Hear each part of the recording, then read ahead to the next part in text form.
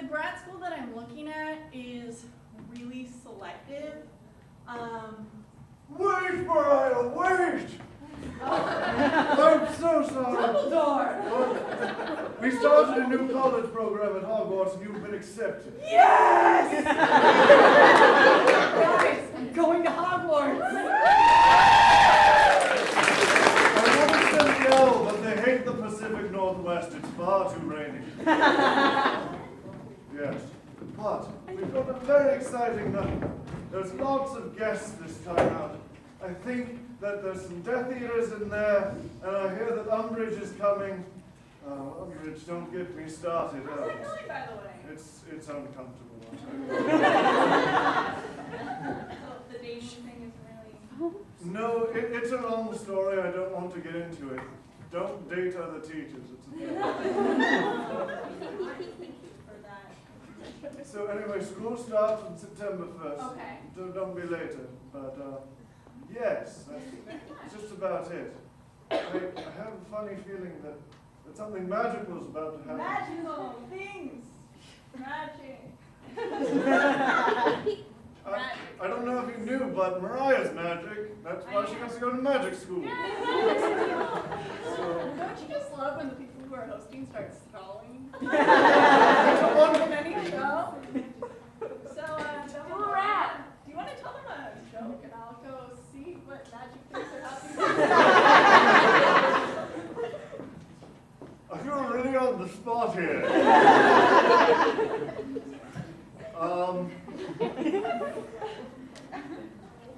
I don't know what to tell you.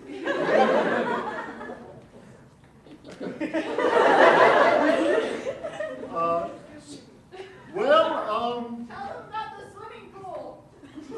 Did you know we have a hidden swimming pool? I found it once, and I turned it all to jello. Oh, it's from Umbridge.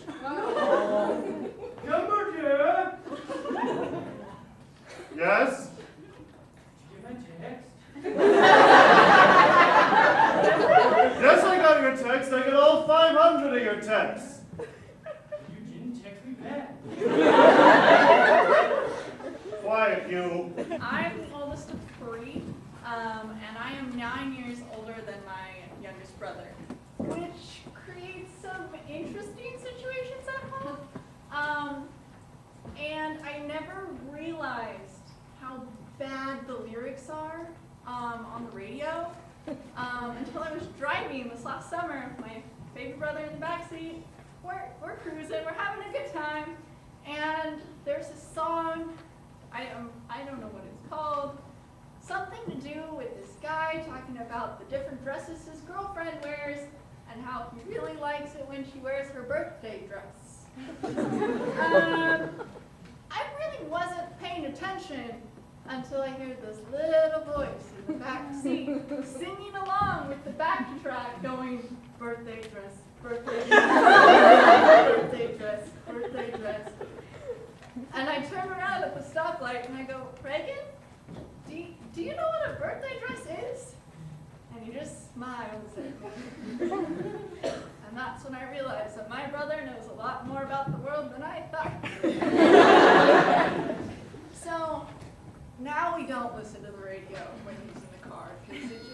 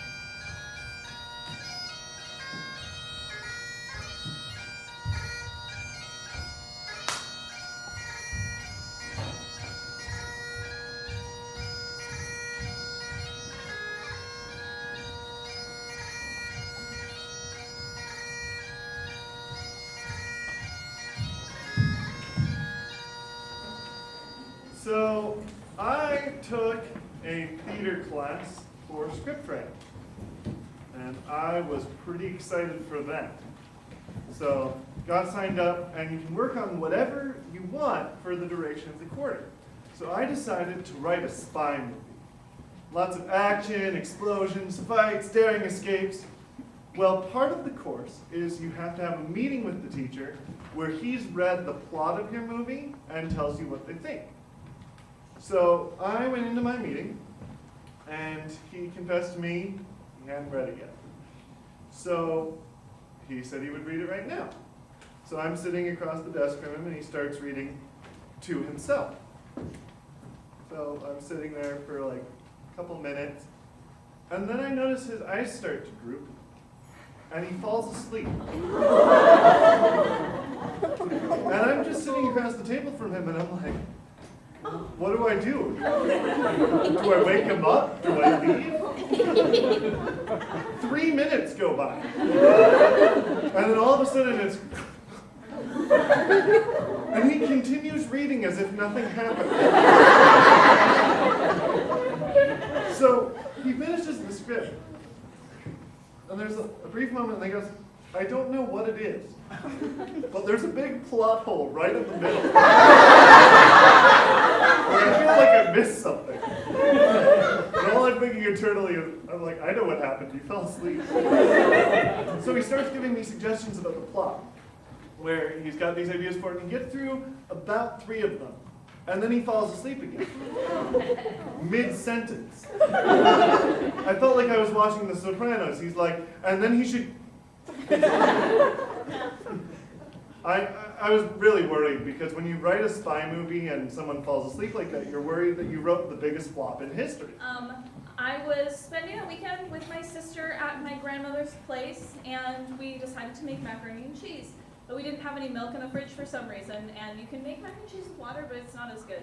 So I decided to walk like the block and a half to the store and pick up some milk. And so I get to the very back of the store, and I open the refrigerated part, and I'm like reaching in to grab the container of milk, and behind me I hear, Marin! I'm like, and so I turn around, and there's this lady who I swear was like this tall, and she's just like, eyes locked with me, and she's just like, hello, Marin! And I'm like, I should tell you, my cousin's name is Marin. But I've never seen this woman in my life, and I've met Marin's other grandmother, and this was not her. And so I was like, hi. And so she just like comes in for this like big bear hug, and she's like, oh, hello, Marin, how are you? How's your dad? Is he taking his pills? How's your cat? Is your infant brother okay? And I'm like, and in these sort of situations, I just kind of shut down, and I'm just sort of like, yeah, my dad's condition is great now that he's taking his pills, and our cat is exactly the same since we last spoke, and my infant brother is pretty much the same also, and she's just like going on and like grabbing strangers and being like, this is my granddaughter Marin. I'm like, I don't, okay, yeah, fine. And so I like eventually I somehow get away from this woman's clutches, and I go over to the cereal aisle and like pretend to shop over there, hoping that she will leave the store without me. And eventually I get tired of not shopping, and so I go to the cash register, and I've got the jug of milk in one hand, I'm texting with this hand, and the woman in front of me turns around and goes, Marin! And I'm like, oh no, not again! She turns around, and we make the most awkward small talk that I've ever encountered in my life, and the cashier is just loving this, and he's just like, this is the world's greatest granddaughter! She's so wonderful, she's shopping with her grandma. I'm just like, hurry this up, please. And so the woman is like gathering her things, and I'm like trying to not pay attention to her, and I'm just like texting, yeah, okay. And so she's like, okay, Marin, I'll see you in the car. I'm like, yeah, sure. And so she leaves, and I'm just like, whoo. That was an adventure, and the cashier rings up my milk, and she's like, she was a nice lady, right? That'll be $178. And I'm like, I'm sorry, what? He's like, for your grandmother's groceries. And I'm like, the milk is my grandmother's groceries. And he says, no, the woman in front of you said that her granddaughter was going to be paying for her groceries. And